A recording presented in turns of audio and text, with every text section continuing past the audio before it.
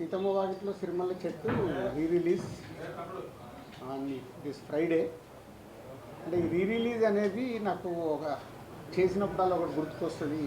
98లో మేము తొలి ప్రేమ cinema distribute చేసినప్పుడు అప్పుడు అది మాకు 5 years రైట్స్ ఉండేది. సో ఎప్పుడు డబ్బులు తక్కువ ఉంటే అప్పుడు దాన్ని రిలీజ్ పెడితే ఆ సినిమా ద్వారా మనీ వచ్చేదన్న. అలా ఒకసారి అమృత సినిమా ఫ్లాప్ అయినప్పుడు ఫైనాన్షియల్గా చాలా స్ట్రెస్లో ఉంటే మళ్ళీ రిలీజ్, అది 4th టైం. అప్పుడు కూడా ఆ రోజుల్లో అది 10 to 12 lakhs షేర్ కలెక్ట్ చేస్తుంది. అంటే అప్పటి రోజులన్నింటినీ మిరాకిల్ డేస్. అలాంటిది ఎప్పుడు కూడా ఆడియన్స్ వాళ్ళ రిలీజ్ పెడుతుంటే ఎంత ఇంట్రెస్ట్గా థియేటర్కి వస్తున్నారంటే, ఇప్పుడు హైదరాబాద్లో 10 థియేటర్లు వేస్తే ఆల్మోస్ట్ 10 థియేటర్లు ఫుల్ అయిపోయాయి.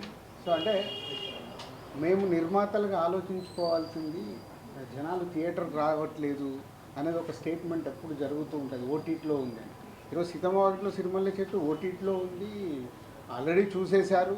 అయినా ప్రేక్షకులు రావడానికి ఇంట్రెస్ట్ చూపిస్తున్నారంటే ఒక మంచి కాంటెంట్ మళ్ళీ వెళ్దామని వస్తున్నారు. అలాగే మహేష్ బాబు గారు అభిమానులు కావచ్చు, వెంకటేష్ గారు అభిమానులు కావచ్చు, థియేటర్కి వెళ్ళి ఈ సినిమాని ఒక ఆ బ్రదర్స్ మధ్య ఉన్న మూమెంట్స్ని ఎంజాయ్ చేద్దామని ఇన్ని థియేటర్లు ఫుల్ చేశారంటే చాలా హ్యాపీగా ఉంది. హ్యాపీ కంటే హ్యాపీనెస్తో పాటు నాకు ఐడియాలజీ, అంటే మనం మంచి సినిమాలు తీయటానికే ఫైట్ చేయాలి, ప్రేక్షకులు థియేటర్కి వస్తారని రిలీజులు కూడా ప్రూవ్ చేస్తున్నాయి. సో ఇది మీతో షేర్ చేసుకుందాము అని ఈరోజు ప్రెస్ మీట్ పెట్టడం. అలాగే ఆంధ్రాలో ఎవ్రీవేర్ వేసిన దగ్గర డే 1 60%, 70% అడ్వాన్స్ బుకింగ్లో ఉన్నాయి. మోస్ట్లీ ఫ్రైడే కల్లా అవి రన్నింగ్ ఫుల్స్ అయిపోతాయి. సో అలాగే సుదర్శన్ 35mm సెకండ్ డే కూడా 8th రోజు కూడా 4 షోలు ఫుల్ అయ్యాయి. అంటే చాలా ఒక మళ్ళీ సినిమా రిలీజ్ చేస్తుంటే ఒక ఉండే హ్యాపీనెస్ కనిపిస్తుంది మాకు ఈ సినిమా ద్వారా. So I'm also watching on 7th morning 8 o'clock show. మళ్ళీ 12 ఏళ్ల తర్వాత థియేటర్లో సినిమా చూసి ఎంజాయ్ చేయాలని అనిపిస్తుంది. So I'm going to Sudarshan 35mm 8 o'clock show. And media వాళ్ళు మీరు కూడా వెళ్ళి 12 ఏళ్ల తర్వాత మళ్ళీ ఇద్దరు బ్రదర్స్ వస్తున్నారు కాబట్టి ఎంజాయ్ చేయండి. 12 ఏళ్ల క్రితం మీరు ఈ కాంబినేషన్ సెట్ చేయడానికి ఎలాంటి కష్టపడ్డారు? సో అప్పుడే చాలా ప్రెస్ మీట్లలో చెప్పామంటే మల్టీ స్టార్ చేయడం అనేది ఎప్పుడో మన తెలుగు సినిమా ఇండస్ట్రీలో అందరు స్టార్ హీరోస్, రామారావు గారి దగ్గర నుంచి చిరంజీవి గారి వరకు అందరూ హీరోలు మల్టీ స్టార్ సినిమాలు చేశారు. తర్వాత మారుతూ వచ్చింది.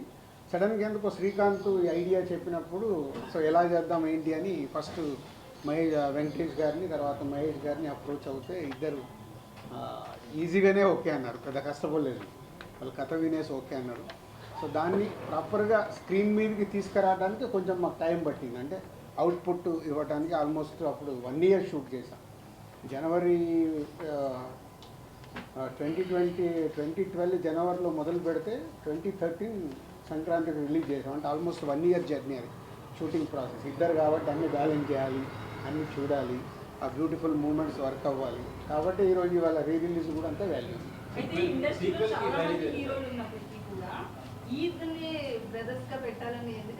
అట్లా ఇప్పుడు ఒక కథ అనుకున్నప్పుడు ఎవరు కరెక్ట్గా ఉంటారని అప్రోచ్ అవుతాము. వాళ్ళిద్దరు అప్రోచ్ అవ్వగానే ఇద్దరికి ఆ రోజుల్లో అట్లని కాదు. అంటే వెంకటేష్ గారికి సురేష్ బాబు బ్రదర్, మహేష్ బాబు గారికి రమేష్ బాబు గారు బ్రదర్. సో ఈ కథలో ఉన్నప్పుడు వాళ్ళు ఓన్ చేసుకుంటారు. అట్లాగే వాళ్ళిద్దరు ఈ సినిమా చేసేటప్పుడు చాలా టైం స్పెండ్ చేశారు. వెంకటేష్ గారు మహేష్ బాబు గారు డిన్నర్లో కలవడము, ఎలా జర్నీ చేద్దాము, స్క్రీన్ మీద ఎలా ఉండాలి, చాలా హోంవర్క్ చేసుకున్నారు వాళ్ళు. అందుకే అంత దగ్గరగా కనిపిస్తుంది, ఒక న్యాచురల్ ఫిలిం లాగా కనిపిస్తుంది.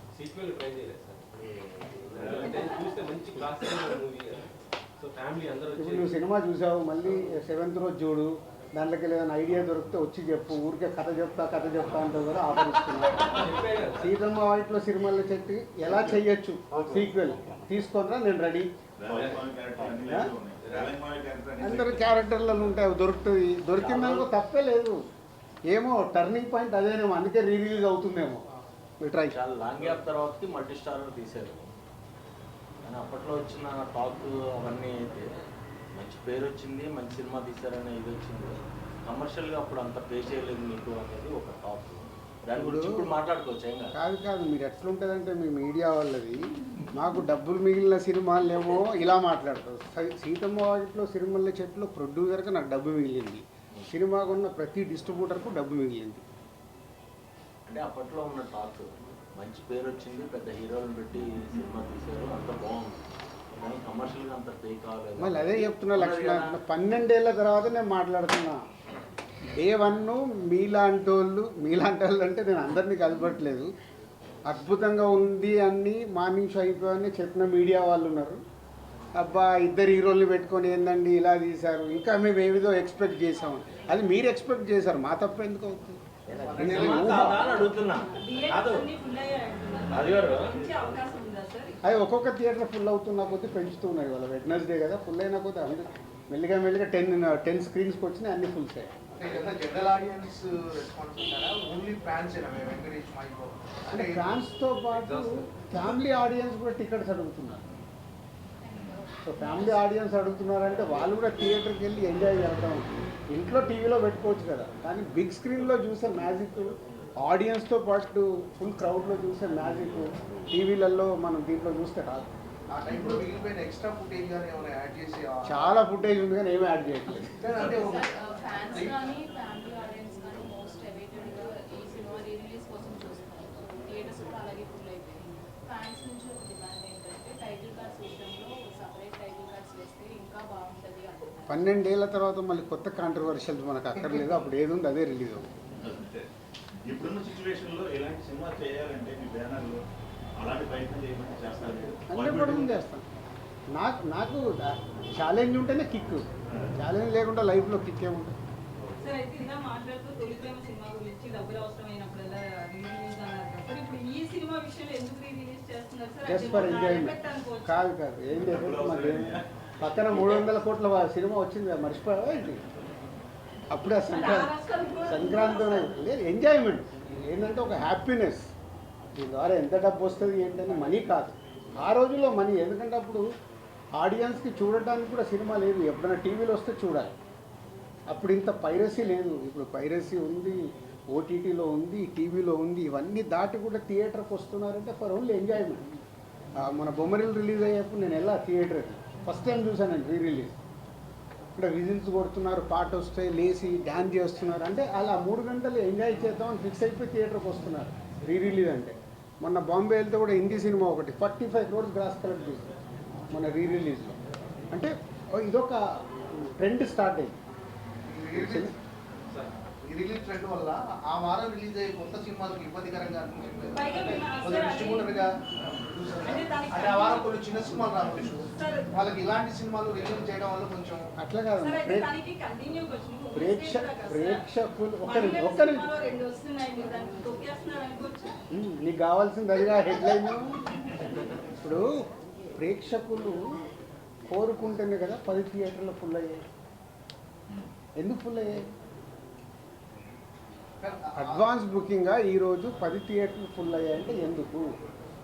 ప్రేక్షకులు కోరుకునేది మనం ఇవ్వాలి, కానీ ప్రేక్షకులు కోరుకుని మనం ఎంత పెద్ద సినిమా ఇచ్చినా వాళ్ళకి నచ్చలేదనుకో బాయ్ బాయ్ చెప్తున్నారు మార్నింగ్ షోకి. దానికి తోడు మీ సోషల్ మీడియా ట్రోలింగు మామూలుగా ఉందా, నాశనం చేసే వరకు వదిలిపెట్టట్లేదు. సో వ్యవస్థలో ఉంది, మనం ఎవరిని అనలేము. సో ప్రేక్షకులు రెడీగా ఉన్నప్పుడు మనం ప్రేక్షకులు ఎంజాయ్ చేస్తామంటే మీరు ఎంజాయ్ చేయొద్దు, మీరు ఈ సినిమా చూడండి అంటే చూస్తారా? ఖాళీ ఇంట్లో కూర్చుంటారు, చూడు. అంటే ఇప్పుడు ఈ సినిమా రాకపోతే ఆ సినిమాకి వెళ్ళరు, వెళ్ళను. వాళ్ళంతా క్లారిటీగా ఉన్నారు ఆడియన్స్. ఇవాళ స్టార్ సినిమాకి అనుకున్న రేంజ్లో ఓపెనింగ్ రావట్లేదు అంటే ఎందుకు రావట్లేదు?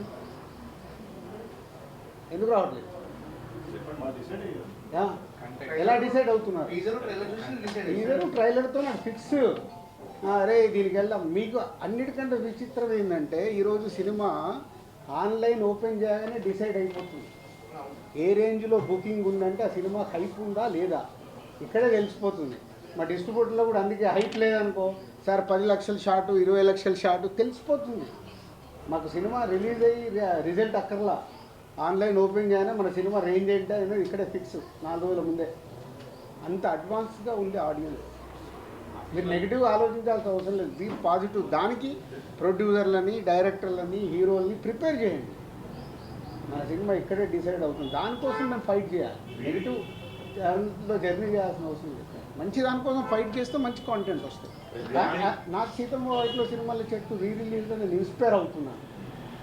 అరే ఆడియన్స్ రావట్లేదని నేను భయపడాల్సిన అవసరం లేదు. మొన్నే సంక్రాంతికి వస్తున్నాము, సెన్సేషనల్ హిట్ అయింది. థియేటర్లో హిట్ అయిన తర్వాత కూడా Z5 వాళ్ళు 12 అవర్స్కే ఇంత అయిందనే వాళ్ళు కేకులు తీసుకొచ్చి స్వీట్లు తీసుకొచ్చి ఇచ్చి వెళ్ళిపోయారు. This content. ఇంకా థియేటర్లు సో ఇలా జనాలు మనకు ఎనర్జీని ఇచ్చినప్పుడు ఎనర్జీని మనం పాజిటివ్ సైడ్ మర్చుకొని వాళ్ళకి రీచ్ అయ్యే సినిమాలు తీయడానికి ప్రయత్నం చేయాలి. చెప్తాను ఫైనల్ అయ్యాక చెప్తాను. ఫైనల్ కాకుండా ముందు అన్ని రూమర్స్. రీరిలీజ్ పైన హీరో రెస్పాన్స్ ఏంటి సార్? వాళ్ళకి తెలుసా రిలీజ్ అవుతున్నట్టు రెస్పాన్స్ ఏంటి? అంటే ఇవన్నీ మాకు ఎంజాయ్మెంట్ మూమెంట్. రెస్పాన్స్ ఏముంటుంది దీంట్లో? నేను ఏంటంటే 10 థియేటర్లు ఫుల్ అయినా హ్యాపీనెస్లో మిమ్మల్ని పిలిచా. మామూలుగా రిలీజ్కి ప్రెస్ మీట్లు అవసరం లేదు కదా. సో ఒక హ్యాపీనెస్ అనిపించింది. అరే ఇన్ని థియేటర్లు ఫుల్ ఏంటి, ఓవర్సీస్లో ఓపెన్ చేస్తే ఓవర్సీస్లో కూడా 40% 50% బుకింగ్ చేస్తున్నారు. ఓవర్సీస్లో అయితే $. అయినా వాళ్ళు కూడా రెడీగా ఉన్నారు అక్కడ చూడటానికి. అంటే మీరు మార్నింగ్ 8కి సుదర్శన్కి వెళ్ళి సినిమా చూస్తానని చెప్పారు. మొన్న ప్రెస్ మీట్లో అంజలి గారు కూడా ఈ సినిమా చూడలేదని చెప్పారు. మరి అంజలి గారు కూడా వస్తారు ఇక ఇప్పుడు ఫోన్లు చేసి పిలవాల్సిన అవసరం లేదు. మాకు హ్యాపీనెస్ కావాలనుకుంటే థియేటర్కి వెళ్ళి ఎంజాయ్ చేస్తాం. మ్యాక్సిమం రిలీజ్లో హీరోస్ వాళ్ళ బర్త్డేస్లో ఏదైనా అకేషన్స్లో రిలీజ్ చేస్తారు కదా, అలా కాకుండా ఈ డేట్లో రిలీజ్ చేయడానికి మెయిన్ పర్టికులర్ రీజన్ ఏమైనా ఉందంటారా? అట్లా ఏం లేదు. సో అనుకున్నారు March 7th డేట్ చేద్దామని లాస్ట్ మంత్ అనుకొని టీం అంతా ప్రిపేర్ చేసి పెట్టేసాం. డిస్ట్రిబ్యూటర్ ఎంత ఎక్స్పెక్ట్ చేస్తారు సార్ ఈ మూవీ రిలీజ్ నుంచి? ఇంకేమీ ఎక్స్పెక్ట్ ఎంత వచ్చినా హ్యాపీనెస్. నేను చెప్పేది దీని ద్వారా వచ్చే డబ్బు కాదు. అంటే రిలీజ్కు ప్రేక్షకులు ఇలా థియేటర్కి వస్తున్నారంటే ఎగ్జిబిటర్ హ్యాపీగా ఉన్నాడు. సార్ ఈ సినిమా చేస్తుంటే ఫుల్స్ సార్ అని వాళ్ళే మామూలు హ్యాపీనెస్ కాదు కదా.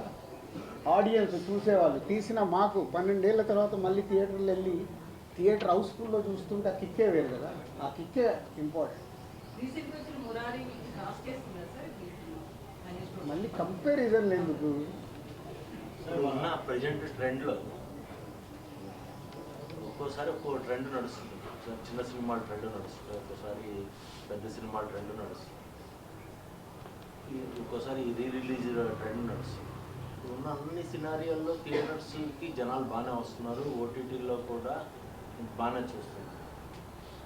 అంటే చిన్న సినిమాలు రావాల్సిన అవసరం ఉందా, పెద్ద స్టార్ హీరో సినిమా మంచి సినిమా రావాల్సిన అవసరం ఉంది. చిన్న పెద్ద లేదు. ఇంకా మంచి సినిమా నీ పోస్టర్ దగ్గరికి వెళ్ళి, నీ టీజర్ దగ్గరికి వెళ్ళి, నీ పాటల దగ్గరికి వెళ్ళి, అది చిన్న సినిమా అయినా స్టార్ హీరో సినిమా అయినా అది రీచ్ అవుతే ఏ రేంజ్ కాదు. ఇప్పుడు చిన్న సినిమా అంటే 10 కోట్లు తీయొచ్చు, స్టార్ సినిమా అంటే 400 కోట్లు చేస్తుంది. నంబర్సే డిఫరెన్స్ కదా. అల్టిమేట్ కాంటెంట్ ప్రేక్షకుడికి రీచ్ అవుతే పోస్టర్ దగ్గర నుంచి టీజరు, సాంగ్, ట్రైలరు అన్నీ వాళ్ళకి ఎగ్జైట్మెంట్ అవుతే చిన్న సినిమాలు కూడా ఫుల్ చేస్తున్నారు కదా.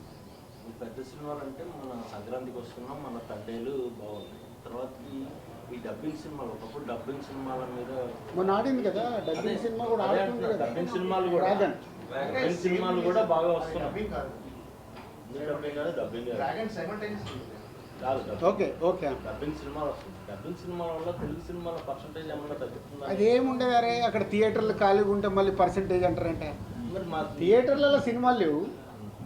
మీరు ఇప్పుడు చిన్న సినిమా పెద్ద సినిమా థియేటర్లు ఖాళీగా పెట్టుకున్నారు. ఏ సినిమా వచ్చినా వేయడానికి ఎగ్జిబిటర్స్ రెడీగా ఉన్నారు. సినిమా రిలీజ్ చేయడము, థియేటర్లు ఇవ్వడం కాదు, ప్రేక్షకుల్ని థియేటర్కి తీసుకురావడం ఎలా, అది ఇంపార్టెంట్. ఇందాక నువ్వు అడిగిన క్వశ్చన్లో ఉంది. 2020 సంక్రాంతి తర్వాత